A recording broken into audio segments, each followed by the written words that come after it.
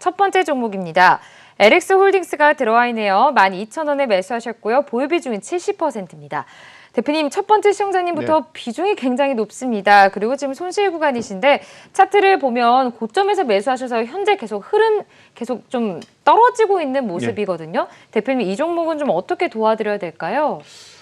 LX홀딩스를 지금 12,000원에 10%, 70%를 이제 갖고 계신데요. 뭐 결론부터 말씀드린다면 70%를 사실 정도면 저는 둘 중에 하나라고 보고 있어요.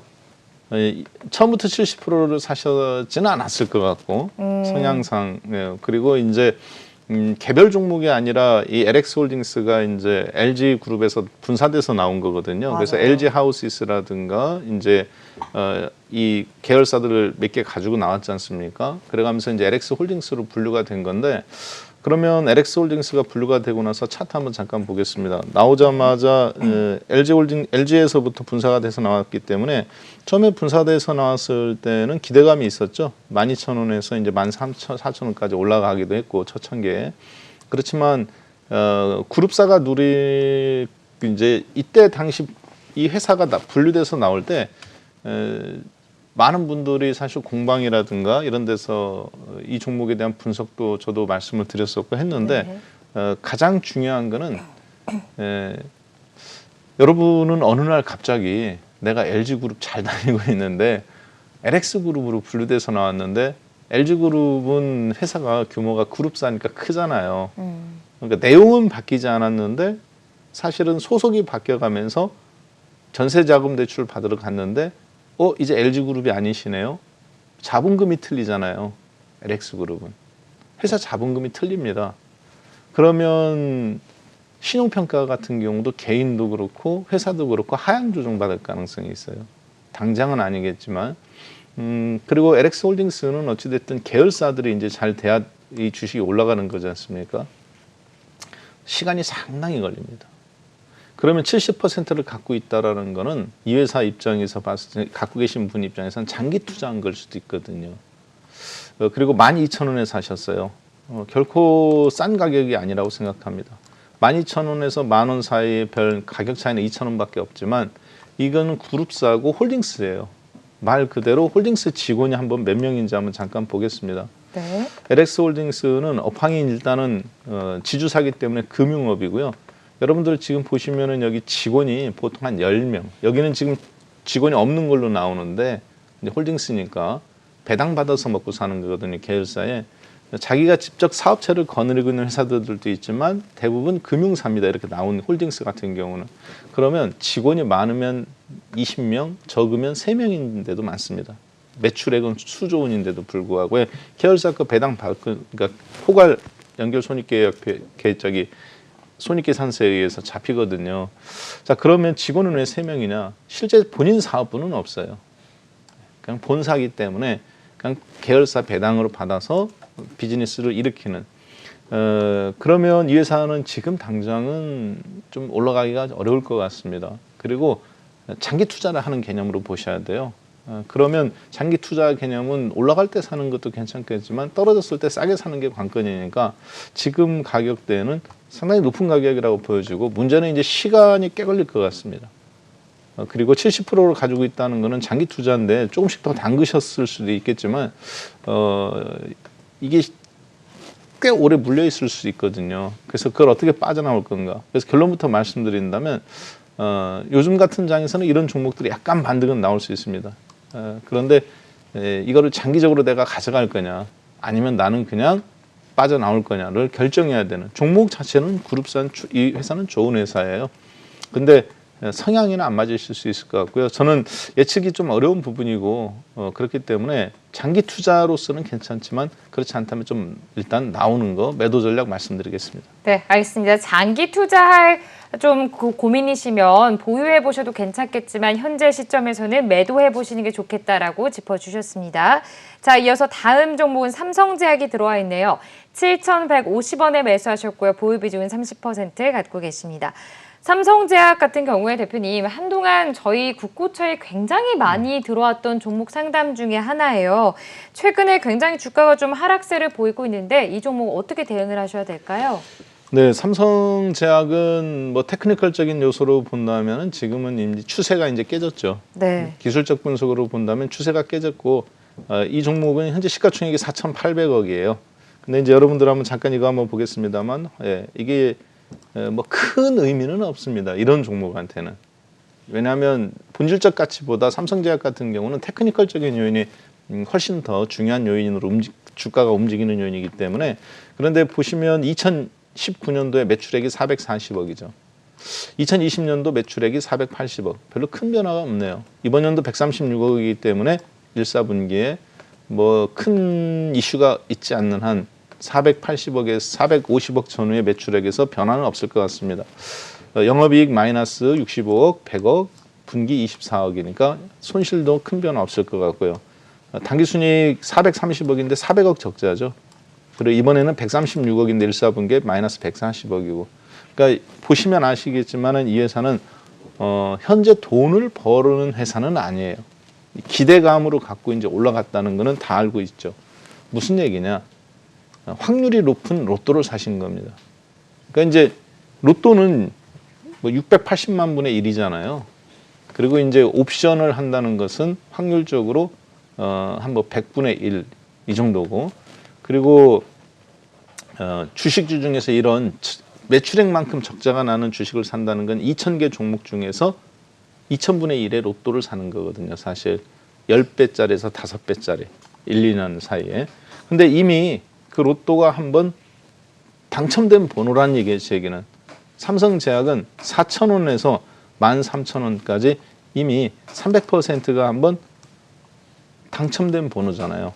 그리고 거래량이 대량으로 역사상 터졌고 그리고 잠깐 또 죽었다가 다시 또 살아났고 지금 상태에서 그러면 어때요? 다시 살아나려면 가격이 아예 완전히 죽이든지 기간 조정이 또 6개월 걸쳐야 되는데 최근에 올라가고 나서부터 기간 조정도 3개월밖에 지나지 않았죠.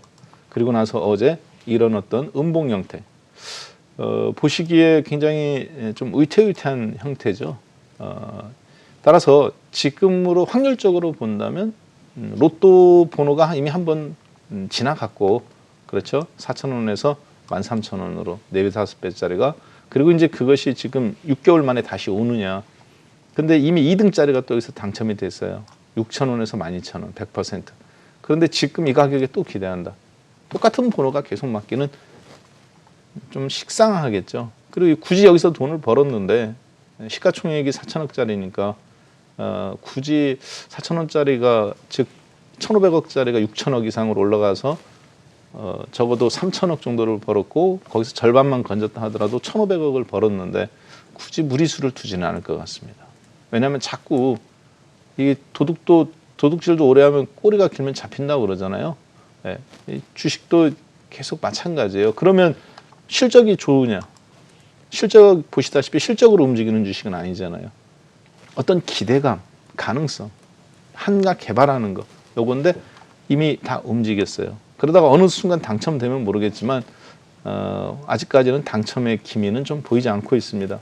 따라서 7,150원인데요. 매수 가격이 지금 30%신데 물론 뭐 왜 샀는지는 알겠습니다만 굳이 지금은 그렇게 하실 필요는 없고 이 종목을 이렇게 한번 건드려 보셨을 정도면 다른 쪽에서도 저는 기회를 찾으실 만큼 실력이 있다고 봅니다. 리스크를 높이 안 지셔도 될 상황이잖아요.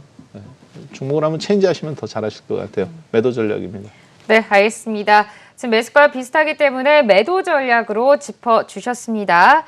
다음 종목은 카페24가 들어와 있네요. 38,600원에 매수하셨고 보유 비중 20% 갖고 계십니다. 대표님, 이 카페24 같은 경우에는 네이버와 함께 1,300억 원 규모의 주식을 맞교환하기로 했다라는 뉴스가 있었는데요. 이게 호재로 작용을 하는 건지 그 여부도 궁금하고요. 우리 시청자님은 어떻게 좀 대응을 하셔야 될까요, 대표님? 네, 일단 어제 이제 그 회사 입장에서 풍문으로 돌았던 부분, 네이버와 그런 부분들이 지금 뭐 주식에 서로 양수 결정을 한 걸로 공식적으로 이렇게 좀 발표가 나왔어요. 그래서 보시면은 양수 주식수 여기 한번 공시사항 보도록 하겠습니다. 31만 주죠. 그리고 양수 금액은 일시 100, 1000만, 10만, 100만, 1000만억, 10억, 100억, 1000억, 1370억. 그래서 일단은 양수 목적은 카페24와 네이버 간 플랫폼 연동 강화, 글로벌 전자상거래 진출 협력, 온라인 사업자 대상 마케팅, 물류 포함한 서비스 및 솔루션 지원 확대 등의 사업을 당사와 네이버의 상호 주식 교환입니다. 네이버가 가장 좋아하는 방식이죠. 본인들이 갖고 있는 주식을 좋은 회사한테 나눠주고, 제가 여러분들한테 했던 말이 있습니다. 무슨 얘기입니까? 카카오는 정복자다. 어떤 비즈니스를 할 때 카카오 택시라든지 대리운전이든지 뱅크라든지 본인들이 직접 투자하고 직접 하는 스타일이에요. 지분에. 새로운 걸 개척해 나가죠. 계속. 기존에 없던 비즈니스를. 네이버는 왕건입니다. 예. 아이고, 뭐 지방에 있는 어떤 지금 카카오나 아니면 미래에셋이나 아니면 웹툰이라든가 이런 글로벌 회사들하고 이번에 또 일본의 소프트뱅크하고 또 협력해서 네이버가 일본의 라인 지분을 똑같이 50대 50으로 분려야죠. 조인트 벤처를 세우고. 그래서 서로 주식을 맞교환하는, 그러니까 혼인 관계를 맺는 방식이죠. 그래서 전략적 파트너. 그래가면서 그분들이 갖고 있는 고유한 회사의 특성이라든가 이런 걸 건드리지 않습니다. 그래서 이미 뭐 YG 엔터테인먼트나 SM 엔터테인먼트의 지분도 계속 현물 출자, 그리고 CJ 대한통운 뭐 이런 데다 계속 지금 수년째 해오고 있잖아요. 이번에도 카페24도 마찬가지 개념이죠. 예, 그래서 네이버가 쓰는 방식의 그들의 어떤 전략적 관계와 주식 맞교환 방식을 했다는 것은 꽤 좋은 회사라는 걸 이미 검증을 하고 있는데, 문제는 평상시 같았으면 좀 저는 이게 좀 늦은 감이 있다고 봅니다.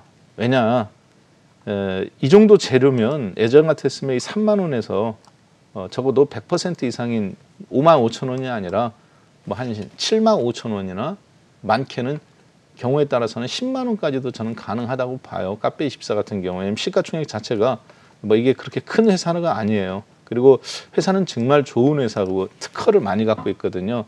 지금 올라서 7,400억이잖아요.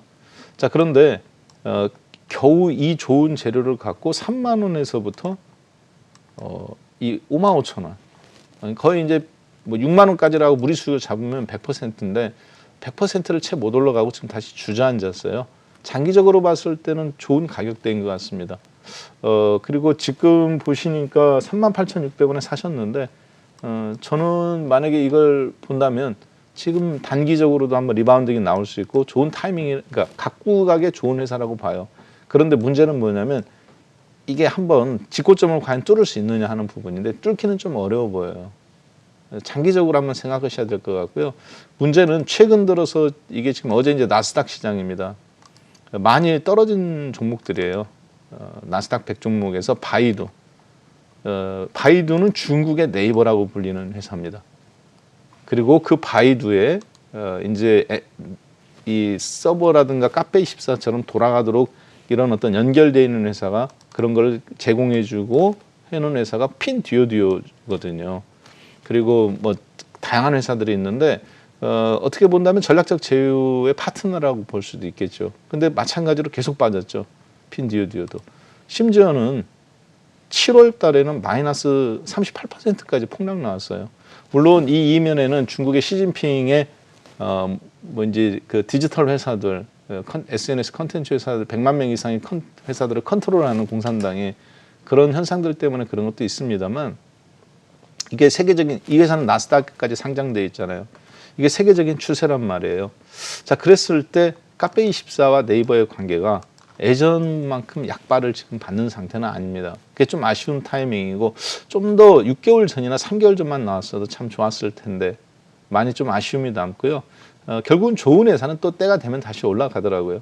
그래서 지금은 눌림목 타이밍에서 잘 잡으셨다고 보여지고, 그대로 좀 홀딩 전략 및 오히려 20%니까 조금 더 하락해 준다면 거래량이나 이런 걸로 봤을 때 저는 한 5%나 10% 더 매수하는 것도 괜찮다고 생각합니다. 네, 이 가격적인 측면으로 봐야 되는 건데 타이밍 괜찮게 들어가셨다고 보여져요. 네, 보유 전략입니다. 네, 알겠습니다. 보유 전략으로 짚어주시면서 오히려 조금 더 하락한다면 추가 매수해봐도 괜찮다라고 말씀해 주셨습니다.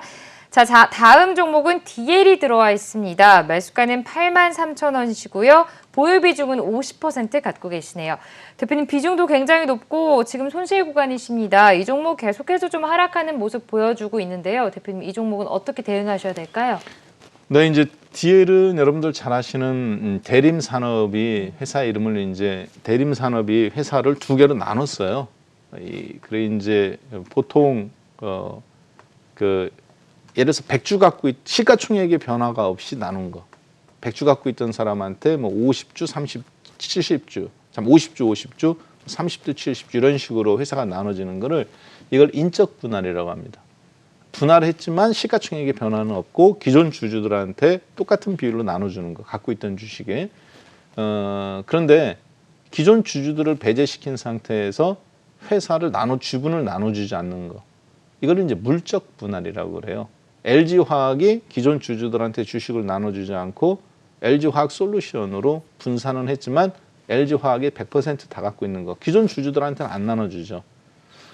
나중에 LG화학솔루션은 상장해도 기존 주주들은 아무런 효과가 없잖아요. 이걸 이제 물적 분할이라고 그럽니다.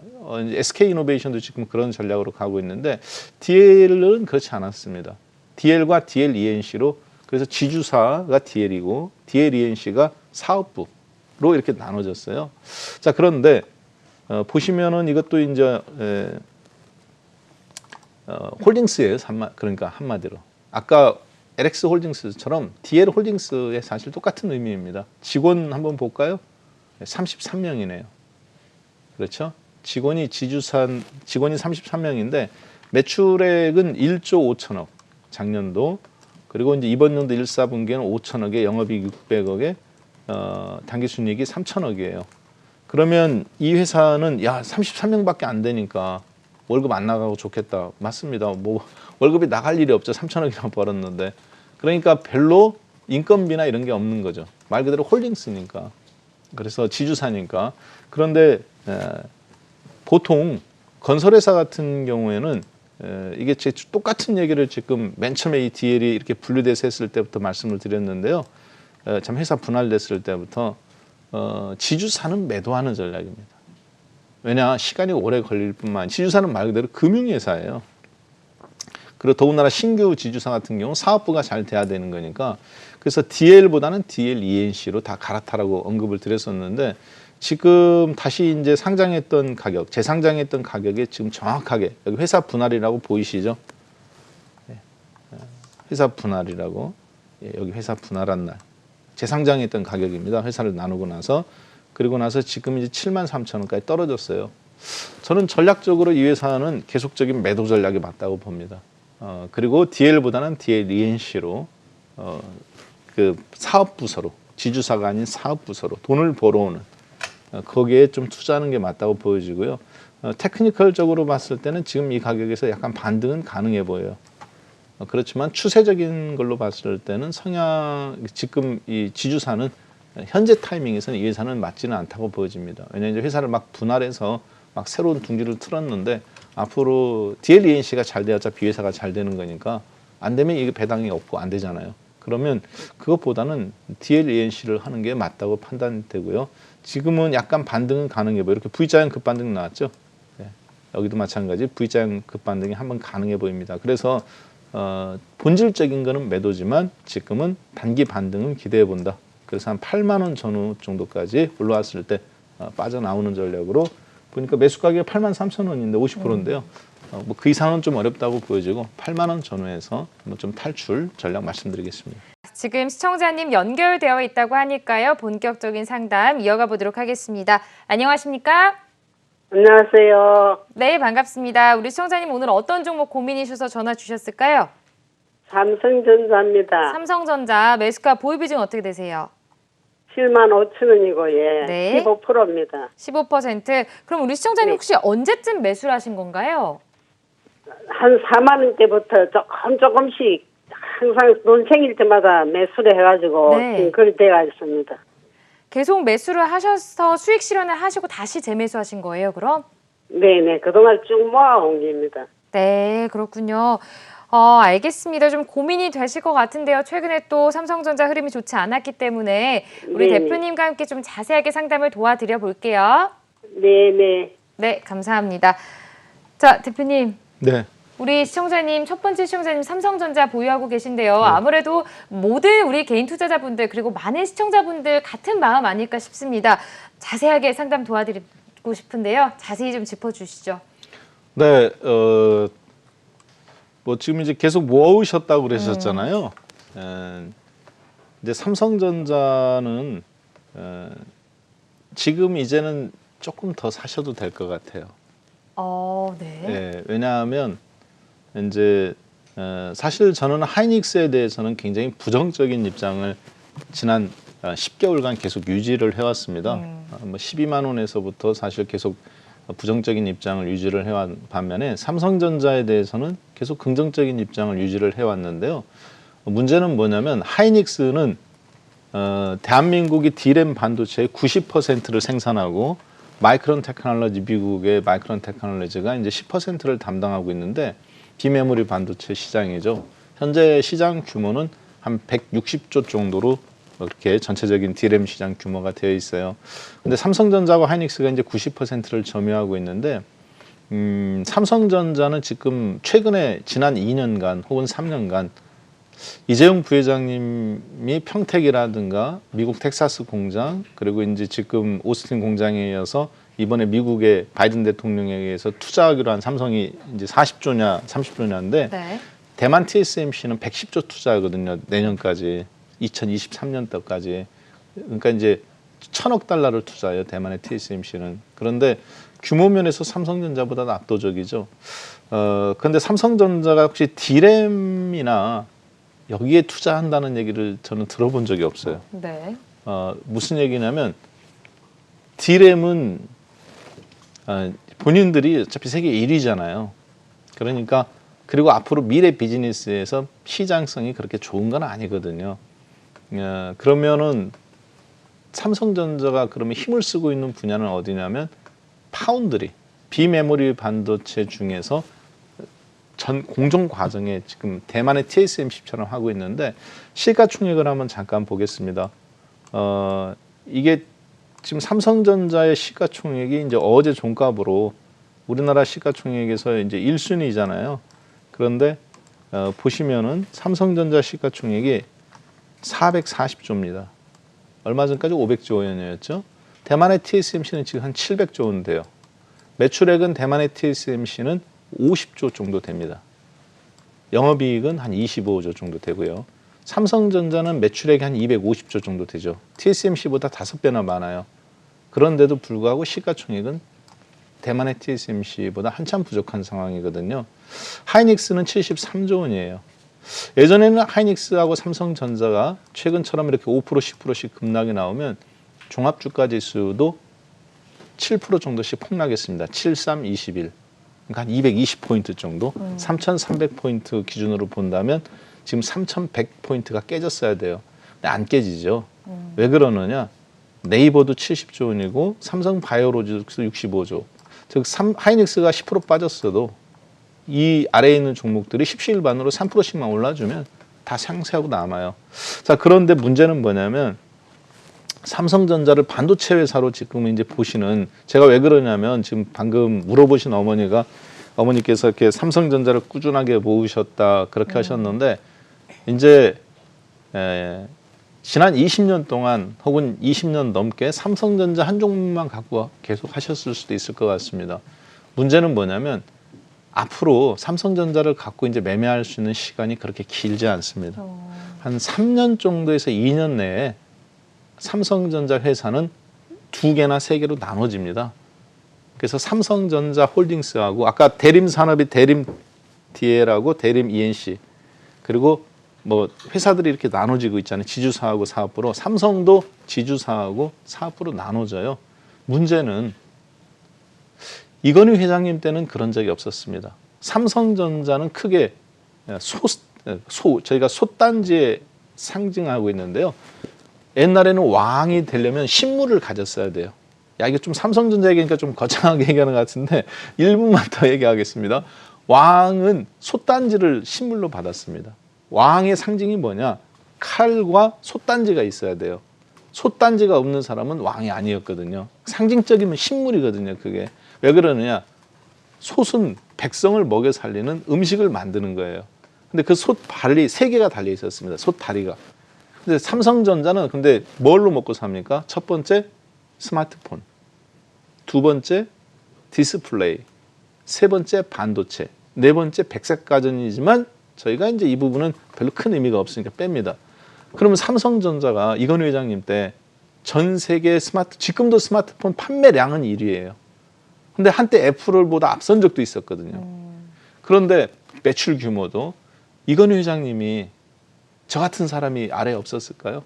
회장님, 스마트폰 사업부를 삼성전자에서 분리시켜서 이건희 회장님 지분이 겨우 4%밖에 안 되잖아요. 삼성전자. 외국인들이 50% 갖고 있고. 분리시켜서 삼성전자 스마트폰, 핸드폰 사업부, 스마트폰 사업부로 분리시켜서 회장님 지분을 50%로 늘리고, 그러니까 LG화학이 LG화학 솔루션 하는 것처럼. 그렇게 했으면 이건희 회장님이 그 수십조 원의 유혹을 느끼지 못했겠습니까? 느꼈겠죠. 하셨어요? 안 하셨어요? 안 하셨어요. 자, 그런데 지금은 이재용 회장님입니다. 삼성전자를 분리시켜서 파운드리 미래사업과 파운드리만 분리시켜도 여기서 이재용 회장님 지분이 30% 넘게 늘릴 수 있어요. 굉장한 유혹이죠. 그럼 LG화학처럼 삼성전자가 까딱하면 파운드리를 분리시키는 순간 미래 비즈니스니까 껍데기만 남을 수 있어요. 그거를 잘 판단하셔야 됩니다. 그래서 지금 삼성전자를 좋게 본다는 관점은 뭐를 전제 조건으로 깔고 있느냐. 첫 번째, 파운드리 비즈니스를 분리시키지 않는다. 분리시키더라도 물적 분할이 아닌 기존 주주들한테 나눠준다는 인적 분할 조건이 달고 갑니다. 근데 솔직히 저도 모르겠습니다. 왜? 이건희 회장님은 안 그러셨는데 이재용 회장님은 다른 생각을 갖고 있을 수도 있잖아요. 그래서 사람은 본인은 안 하고 싶어도 주변에서 자꾸 이게 군부를 떼면 한두 번도 아니고 마음이 움직이게 되어 있습니다. 그게 쉽지 않다고 보여지고요. 두 번째는 어찌됐든 삼성전자는 지주사하고 홀딩스로 분리될 가능성이 매우 높아요. 그리고 D램보다는 파운드리 시장 점유율도 이제 앞으로 20%까지 지금 17%인데 늘어나고 있고 그 자체만 보더라도 현재 삼성전자 시가총액은 저는 적정한 수준이라고 보여집니다. 그리고 지금은 단기적인 잠깐 이탈했죠. 네. 외국인들이 많이 팔고 있지만 예전에도 그랬어요. 외국인들이 팔고 나서 잠깐 멈출 때 또 리바운딩이 나옵니다. 그럼 그때 잠깐 놔주셔도 되고 지금은 보유 전략이 맞을 거로 보여집니다. 그거는 반도체 전체에 대한 부분이 이미 악재가 저는 일정 부분 나왔다고 보여져요. 그래서 아마 잘하고 계실 거라고 보여지는데 올라왔을 때 조금 덜어주시는 거. 그래가면서 앞으로 10년 뒤면 2차 전지가 우리나라에서 반도체를 누르고 가장 큰 비즈니스가 되거든요. 그래서 외국인들이 지금 보시면은 반도체를 일정 부분씩 정리해가면서 2차 전지로 갈아타고 있는 그런 분위기예요. 그래서 그 어떤 큰 흐름을 잘 좀 잡으시면 어떨까 싶습니다. 네, 일단 홀딩 전략입니다. 네, 삼성전자 보유하는 전략으로 짚어주셨습니다. 자, 이어서 다음 시청자님도 연결되어 있다고 하네요. 만나보겠습니다. 안녕하십니까? 네, 안녕하세요. 네, 기다려주셔서 고맙습니다. 우리 시청자님 오늘 어떤 종목 고민이실까요? 네, 저는 현대건설 기계고요. 네, 매수가 보유 비중 어떻게 되세요? 56,800원에 20%예요. 그러면 지금 좀 손실 구간이시겠네요. 네. 좀 걱정이 되실 것 같은데 혹시 우리 시청자님은 언제쯤 매수하신 걸까요? 한 3달 정도 된 것 같아요. 3달 정도면 사실 이게 매도할 기회가 있긴 있었던 것 같은데 한 번 이틀 있었어요. 이틀. 네, 그때 매도 안 하시고 계속 갖고 가신 거예요? 네. 네, 알겠습니다. 좀 걱정되실 것 같은데 대표님과 함께 자세하게 상담 도와드릴게요. 혹시 가장 좀 알고 싶고 궁금하신 부분 있으실까요?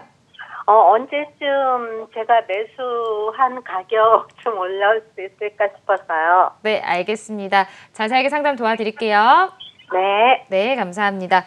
자, 우리 시청자님 손실 구간이신데 글쎄요, 모든 개인 투자자분들의 걱정이시겠죠. 언제 내 매수가까지 와서 좀 손실 구간을 벗어날 수 있을까일 것 같은데요. 언제쯤 벗어날 수 있을까요? 대표님 현대건설기계 짚어주시죠.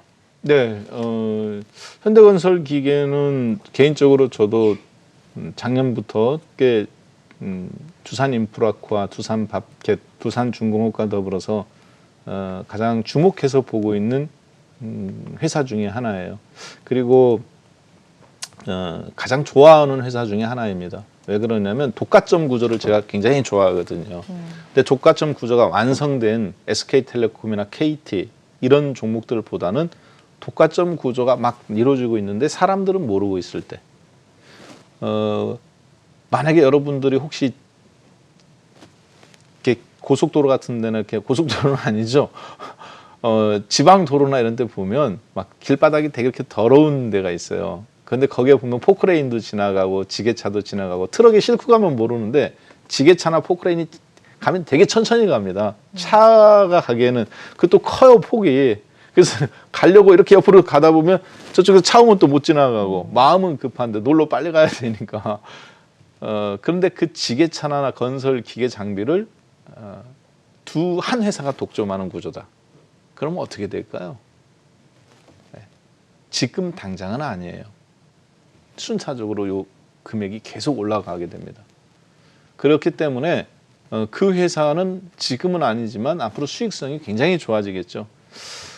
현대건설기계는 작년부터 저는 이 회사가 반드시 신고점을 한번 수년 내로 뚫을 거로 보는데 2만 원에서부터 항상 그 생각을 해왔습니다. 왜냐하면 지금 전 세계의 건설 중장비 쪽은 우리나라가 두산 밥켓이 이제 옛날에 밥켓을 인수해가면서 사실 망했어요. 두산그룹이 밥켓 인수해가지고. 그리고 이제 미국의 캐터필라하고 밥켓인데요. 문제는 이 현대건설기계는 얼마 전에 이제 현대중공업이 두산인프라코아를 인수했죠. 여기에 비밀이 있습니다.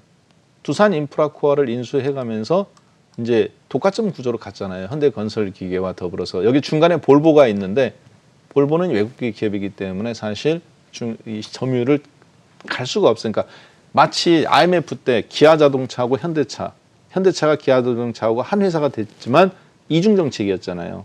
그런 것처럼 그러면서 우리나라 시장 점유율의 80%까지 끌어올렸었다고 자동차. 지금은 이제 60%대입니다. 그렇지만 이 가격 경쟁력을 가져가면서 현대자동차 그룹도 그 뒤로 올라왔는데 신고점이 10만 원이네요. 그렇죠. 독과점 구조기 때문에 2만 원에 샀든 혹은 지금처럼 5만 원대 여기서 사실 물리셨든 신고점까지 저는 한번 반드시 이런 종목은 올라갈 가능성이 매우 높다고 봅니다. 문제는 종합주가지수의 리스크를 어떻게 이제 해지를 하느냐인데 지금은 이런 종목 올라갈 때 사는 것보다 좀 떨어질 때 사는 게 저는 매력이라고 봅니다. 왜냐하면 모아나가는 거가. 그래서 지금 좀 모아나가야 될 타이밍이라고 보고 있고요. 한 가지 팁을 드리자면 여러분들이 이 주식이 얼마까지 갈 거냐 이런 걸 또 보시는 것도 중요한데 독과점 구조지 않습니까? 근데 두산인프라코아를 인수했는데 두산인프라코아한테 돈을 추가적으로 더 대잖아요. 이제 돈을 누가 댑니까? 현대건설기계가 됩니까? 유상증자를 현대중공업 쪽에서 대기로 했습니까? 혹시 전화 끊어졌나요? 전화 지금 연결되어 있나요? 맞습니다. 예, 누가 돈 대기로 했죠? 현대에서 되겠죠. 두산으로. 그렇죠. 원래는 현대건설기계가 돼야 되는 거잖아요. 네네네. 그러니까 한마디로 여자친구하고 이제 결혼했는데 연애만 하다가 드디어 양가 혼인이 떨어졌잖아요. 합병 인수가 독과점 구조 승인 떨어졌잖아요. 금감원에서.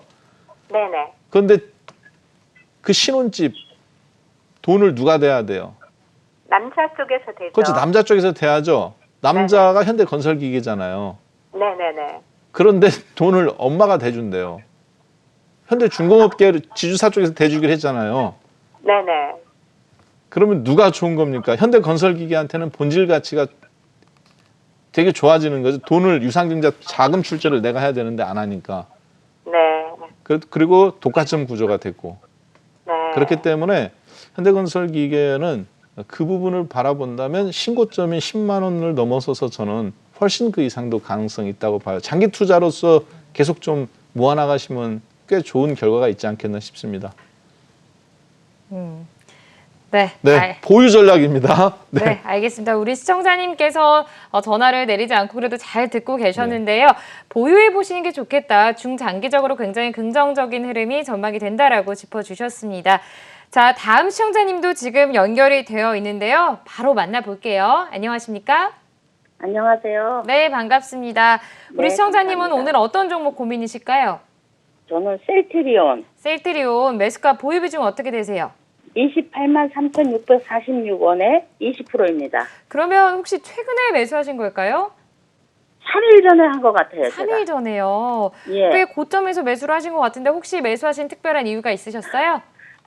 요즘 다들 이 제약주 이게 간다 그래갖고 네. 삼성 바이오로직스를 잡을까 이걸 잡을까 하다가 아, 둘 중에 네. 하다가 그건 조금 높이 있고 이건 조금 밑에서 올라올 것 같아갖고 이걸 잡았더니 이렇게 됐어요. 네, 알겠습니다. 아직 3일밖에 안 되셨으니까요. 앞으로 또 네. 어떻게 대응하셔야 될지 대표님과 함께 자세하게 짚어드릴게요. 예, 손절가를 좀 부탁드립니다. 손절가요?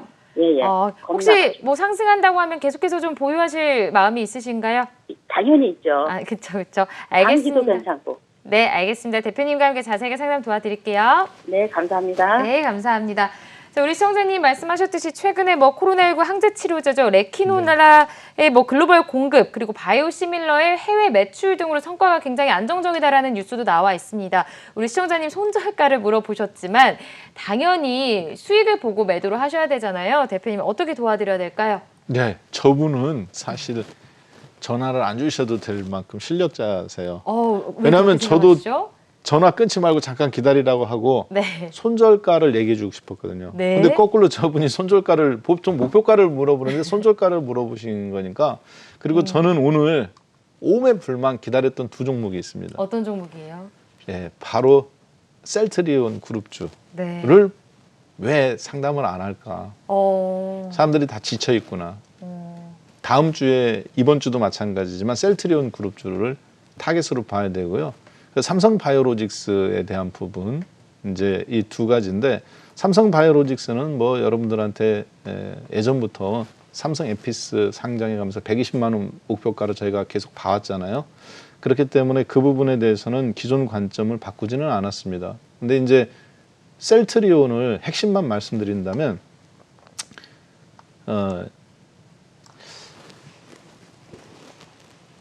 이렇게 방송에서 이런 표현을 해도 될지 모르겠는데 정부가 이야기하는 거라든가 미국 정부나 어떤 여론에서 이야기하는 걸 너무 신뢰하지 마십시오. 왜냐하면 지금 각국 정부는 저는 코로나 바이러스에 대해서 사실 객관적 자료를 제공하고 있지 않다고 보는 사람입니다.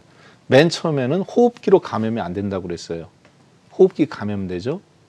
그 다음에 애완동물인 쥐나 강아지나 고양이를 통해서 감염이 안 된다 했는데 감염이 됩니다.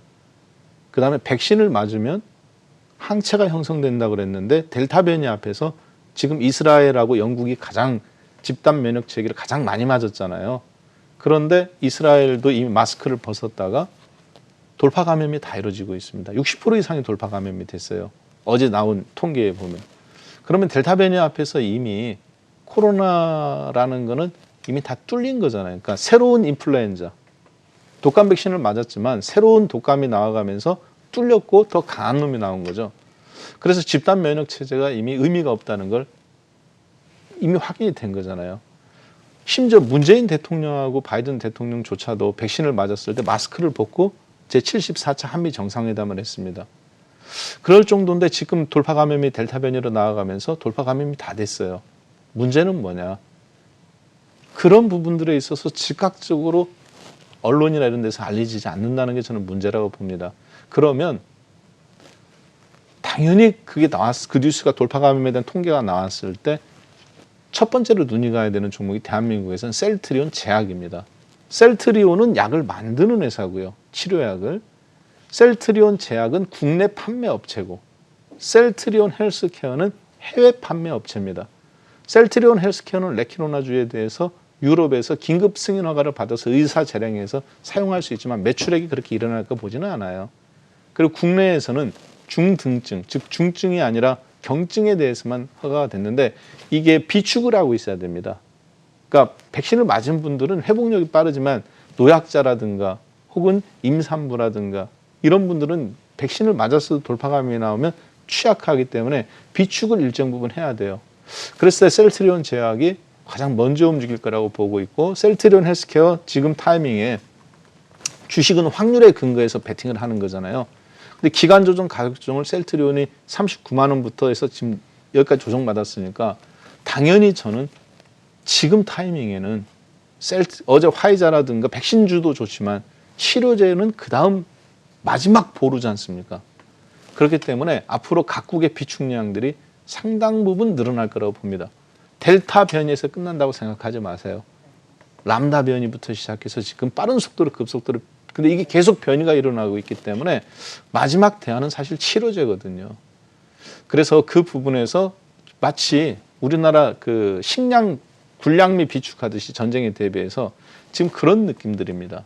그렇기 때문에 셀트리온 그룹주를 새로 봐야 되는 타이밍이 주식이 확률에 근거한 거라면 지금 이번 주 타이밍이다라고 보시고 셀트리온 그룹주와 원격 진료 관련주들 이런 것들 지금 각국에서 새롭게 조명되고 있기 때문에 지금 뭐 좋은 타이밍에 가격도 보니까 물리시지 않았잖아요. 이 가격이라면 아까 몇 %셨죠? 20%? 네, 조금 더 공격적으로 보셔야 될 것 같고요. 손절 라인은 이렇게 생각하시면 될 것 같습니다. 지난 얼마 전에 장중 저점 뚫었던 자리 있잖아요. 네, 25만 이 부분 양봉이 나왔던 부분 시초가 25만 5,500원인데 25만 원 5천 원으로 생각하시면 되겠습니다. 추가 매수입니다.